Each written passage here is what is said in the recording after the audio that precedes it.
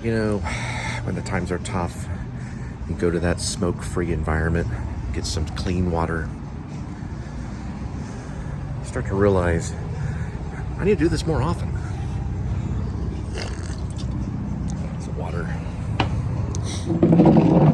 I gotta sit here, wait for my promo one, which is the number 4, and work on my werewolf screenplay.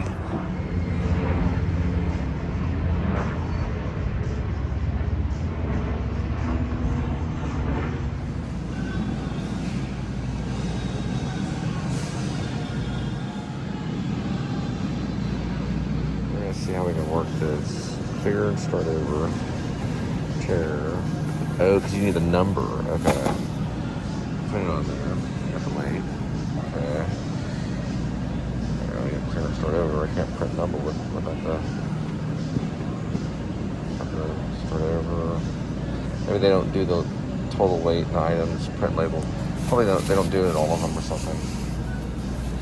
We'll find out. The old school way of doing it. See this kind of look. Usually when you do it, there's something on here. Total weight of items. Anyway, this is something to have on the side.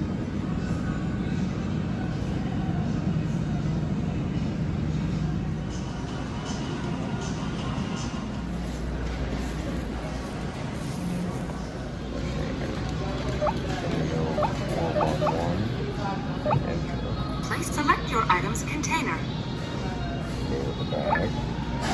Remember to scan your Prime code.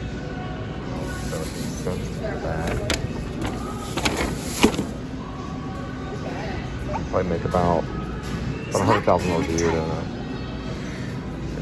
Let's see. If you know how to do it, 17 cents. You get a banana. Transaction. 1 bag.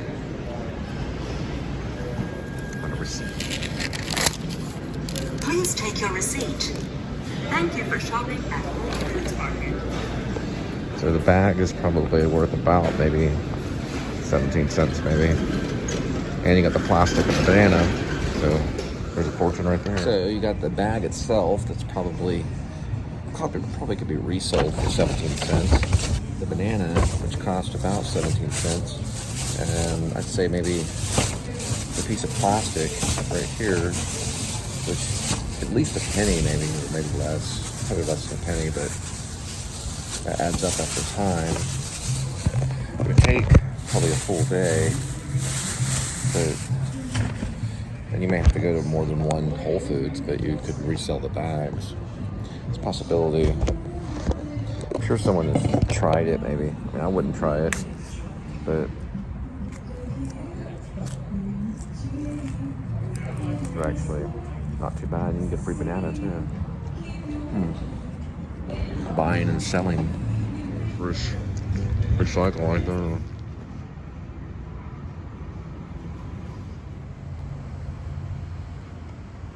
All right, so we got one at Circle K. Most likely cigarettes or something similar. We'll be dropping that off at your doorstep. Since I am worth money, it would go to Grim Life. So Grim Life Collective would receive the script, and they could just use it for anything really, I mean, they could toss it around, and it could be a conversation piece or whatever it may be, or it could be a serious thing. And also, I'll probably vlog a video and then use my own Indiegogo as well. It's kind of a gift to Grim Life Collective is really what it is, but I hope they hang on to it, because if it does become a horror film, then they'll have one of the original copies. So it's kind of my gift to them, really is what it really is. And it's not their job to have to resell it or anything, but it's more of just kind of the first step that I'm going to do with the the werewolf comedy horror, whatever you want to call it. I'm reading it tonight. I'm thinking this could be a serious horror, and then it could also be maybe a comedy horror. But regardless, it'll go to them, and they'll have a physical copy of it. And then, I'll, be able to email it to all the different places and stuff like that. And then eventually what I'll do is I'll vlog a pretty good vlog of the final draft. And then that will be a part of the Indiegogo. That's why I'm waiting on the Indiegogo, because the Indiegogo you can send with a video. as selling that product, because a script is a product, it's an asset. So I would vlog the actual script, not a real long vlog, just mostly show it. Whenever I scroll through it at a normal speed, it takes 5 minutes. It's 135 pages. So it still needs correction on spelling errors and adding and things like that because I'm anal retentive. Then what I do is I send it through Indiegogo, and then we just wait. Now, if the public does like it and they think Gary Oldman should be a part of it, then they'll give me enough to maybe get Gary Oldman's attention. And then if he jumps on board, then we're gold.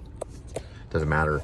You could write a screenplay about tic-tac-toe, and if Gary Oldman accepted it, it would be gold for sure. 100%. Be double the money, double the tic-tac. This is, of course, horror film genre with comedy.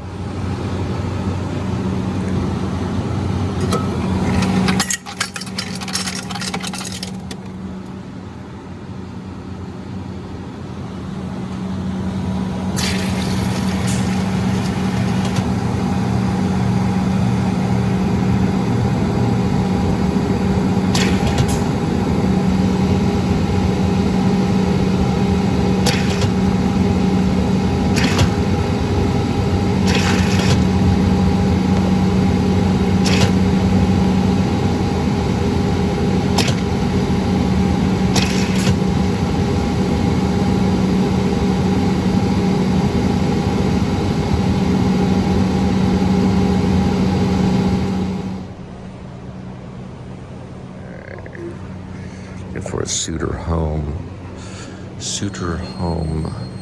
That's Stella, and that's Barefoot. So, no, wait, that's Stella. Usually the suitors are sometimes Mascate. The ones in here. It's 1 and 2. They make them fall out like that too, but they have them. They're made out of this material.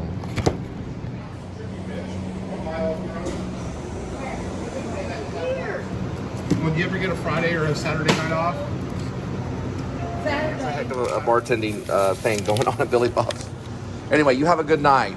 Thank you so much. You're the best. Appreciate it. Ow. Sorry about that. Back in the day, you could really hear the writers. They had those typewriters. Tom Hanks knows all about it. Tom Hanks loves the typewriters. But you could hear the typewriters, the writers, or actor writers, or just whatever writers, everything from Orson Welles to all of them, the now, writers are quiet. They do vlog shows. They'll do a vlog show. Some of them need the noise. They'll go move into the city. They need the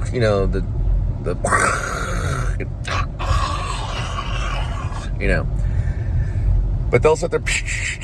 Now, that Macintosh, MacBook, the Air MacBook, whatever, very quiet. They got the headphones on. Can't even tell they're around.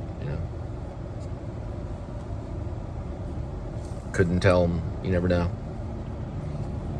Barely notice they fart or eat a banana pill. Or no, they don't eat banana pills. They don't smoke them either. But they, you can barely hear them. Actors, you're always going to be able to hear them. They're going to be doing like, they're going to be doing the vocal, singing in the shower, How occasions doomed form against me and spur my dull revenge. You're going to hear them. But the writers are probably pretty quiet now. So there's a lot of stuff just being thrown around. My suggestion to you, though, as a screenwriter, if you do that, send it to a vlogger that might be into cinema. Because these vloggers, they get a hold of it. That's a big deal. The actors, they get them every day, or they get them quite a bit. So you could look over a genius script. Vloggers might not get them as much, if any at all. But all of them are part of the film and media digital creator crowd, not a bad idea to send one. And Indiegogo is brilliant. You know, Indiegogo site, all that stuff's brilliant. If you can get a hold of an actor that you might meet or that you might know, it's a good chance you want to get it into the actor's hand. There's also tons of different workshops and things that you can go to. The thing can keep you busy for a while. And listen, if any screenwriter even gets a shot at just one movie in their entire lifetime, that's a blessing. That's a big blessing. I mean, look at Quentin Tarantino, one of our greatest filmmakers of all time. He's only shooting for 10 films. That's a good, realistic, you know. Woody Allen, of course, he does that in like a couple of years, or used to. Now he's doing like one movie a year, you know, Woody Allen. Oh dear. Hey, say the word Woody Allen and everything goes, whoops.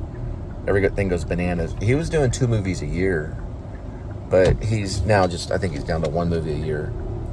But what I'm trying to say is it doesn't really matter. You can do 100 movies, or you can do 3 movies, you know. James Dean only did 3 well-known movies, you know. But, you know, it's that thing that everybody says, you know. But just to do one big major motion picture, you know, before it's all over, you know. We're shooting Chinese spy balloons out of the sky, you know. Biden's like, I'm shooting this Chinese spy balloon out of the sky. I ordered that. I ordered it. A hit on that Chinese spy balloon. I got him. We got that spy balloon. It's probably some kid's project that went out of hand. You know, lost the remote control to the balloon. Now they say it was a Chinese spy balloon. They shot that thing down and made the news. Got that missile. What did they shoot it down with? Like, if they were shooting it down with bullets, do they have to calculate that? Is those bullets going to end up in a trailer park somewhere in Wyoming?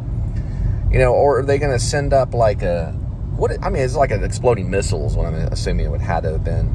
It's a nice little movie right there. And that will be a movie about the Chinese spy balloon going over Wyoming. Looking at cattle. They're all like, oh, we'll see cattle. Oh, there's a lot of cattle. Look at the cattle in the Wyoming. Oh, the grocery store. Look at the grocery store. Oh, we make it Indiana. Look at Indiana grocery store. Can't wait. Oh, Chinese spy balloon do very well. We take photo all day. They fly over here and and they walk around at grocery stores taking photos all day. I used to work for a bank, and we did all our marketing in grocery store aisles, and the Chinese are lined up taking photos all day. I don't know. It's fine. We don't want that Chinese balloon floating around. Who knows? Well, we got it. We got it right in our target.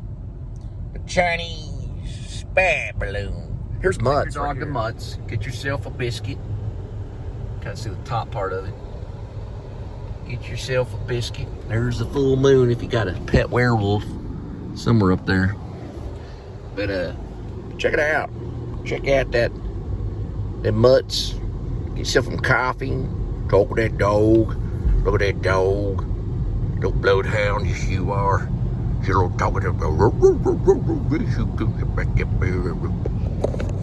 one project that I'm not going to talk about. I like this bridge.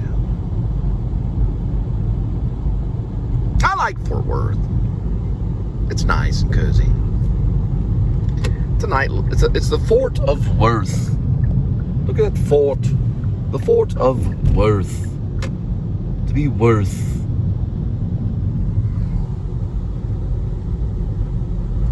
La la la la la la la la la la la. Marquis at Stonegate. Stonegate. Shall we hurry, Robin Goodfella? See if we can get in to the gates of Stone Gates. I made to go in through the right, and I went in through the left. Now I go back around to the right side. We're dropping this at your doorstep.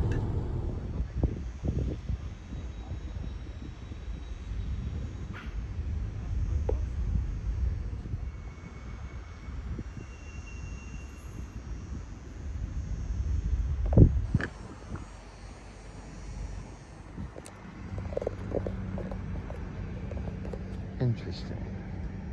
Because that's not the one. It's probably the neighboring one over here.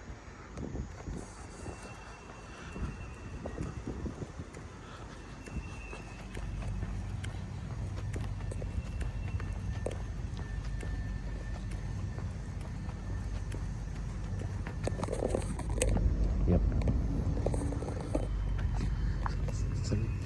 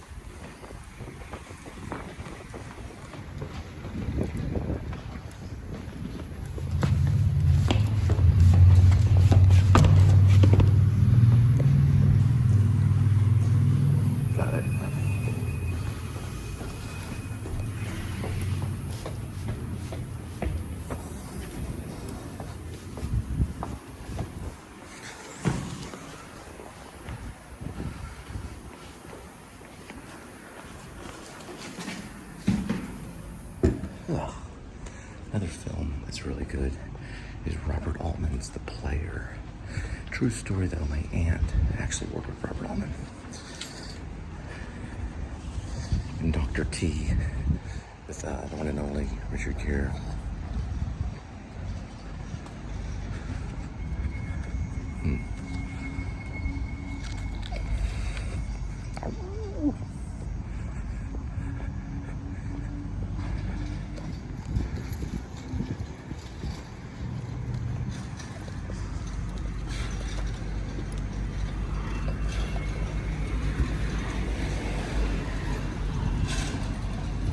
All right, here's a story about Dr. T and the women, Robert Altman. I know Robert Altman's a big deal. So my aunt, Suzette's her name, what happened was I was already auditioning for stuff out of Dallas. I was an actor. And all of a sudden I heard, I guess from like going over there to visit, she's like, well, I'm one of the extras or one of the, it's really a day player, small little role. It was a speaking role though. She could have got SAG for it. And she did have a line. Several of the women did, because it came through Texas, and it's the scene where the doctor, played by Richard Gere, who I did meet later on, is kind of being rushed by all these women, and they're kind of almost singing his name. You know, they're all kind of getting impatient. You know how Robert Altman is. He's real, you know, artist, kind of auteur artist, you know. So she was in that scene, and she told me about it. I was really jealous, because we knew who Robert Altman. We knew who Robert Altman was. I mean, Robert Altman was, you know, Rob and I, when Rob was doing his playwright stuff, we would sit there and talk about Shortcuts and Jack Lemmon and all that kind of stuff. So I was like, you worked with Robert Altman, you know. And then later on, I got to work with Frank Darabont. It was, you know, because I was like almost kind of a full-time actor, or at least trying to be. And also The Player, you know, one of our masterpieces was that couch again. Or it's actually a recliner, sorry. It looks like a couch, but it's a recliner. But anyway, yeah, Altman is a genius. The Player especially. Dr. T, pretty funny. Has that chick from Cheers in it. And yeah, it's pretty good. But The Player is not just pretty good. The Player is a masterpiece for sure. And Robert Altman has always been doing stuff. Of course, he's passed away, but, you know, rest his soul. But he always did stuff that was genius or above the par. Really great filmmaker. Purple lights. All these purple lights coming everywhere.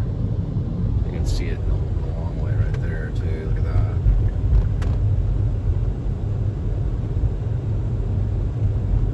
Kind of makes you think, you know, like, hey, you know, my aunt worked with Robert Altman, you know.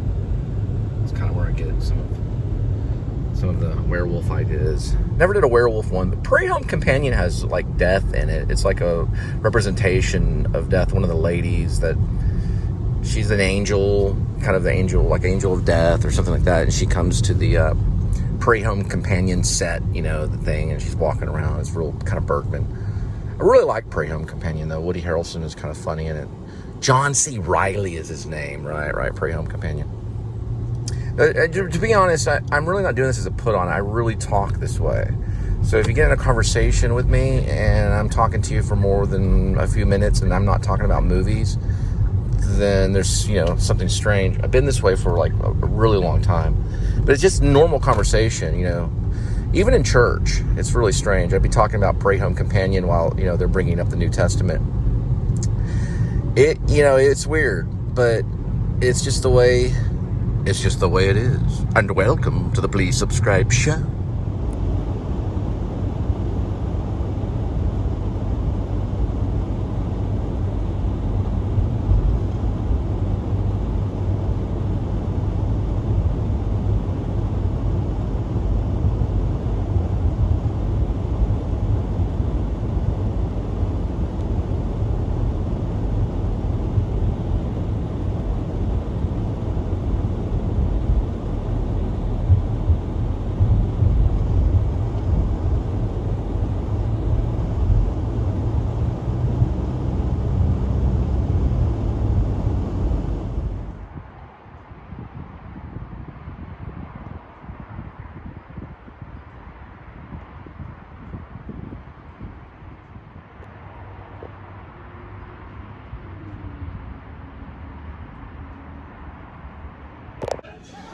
Alright. Anything good with King of Queens? King of Queens, that's right. I've been to Queens once. Yeah. A few times. Okay.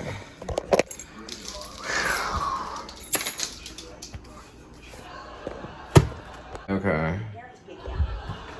I know, kidding. Oh, he's going to town. Okay. You're doing that while you're watching? Yep. Apocalyptic film.